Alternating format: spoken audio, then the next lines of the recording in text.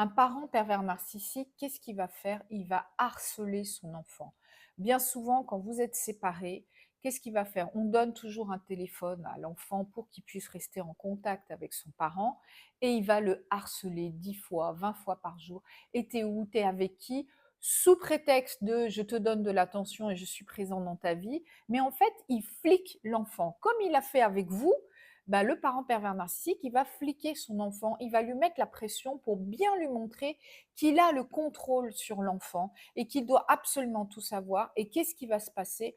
L'enfant va vivre dans la peur, va être tétanisé tout le temps, va être à cran, va être en alerte, va avoir peur de faire une bêtise, il va vivre dans l'angoisse.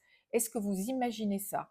Donc n'hésitez pas à dire à votre enfant qu'il a le droit de dire non, qu'il a le droit de ne pas répondre à son parent, parce que sinon, il va se sentir obligé. Donc, même s'il faut, vous lui privez de son téléphone pour qu'il n'ait pas à subir cela, qu'il ait son parent une fois dans la journée, c'est largement suffisant. De toute façon, ce n'est pas une obligation. Donc, l'autre parent a des droits de visite, il voit son enfant pendant les droits de visite, point final.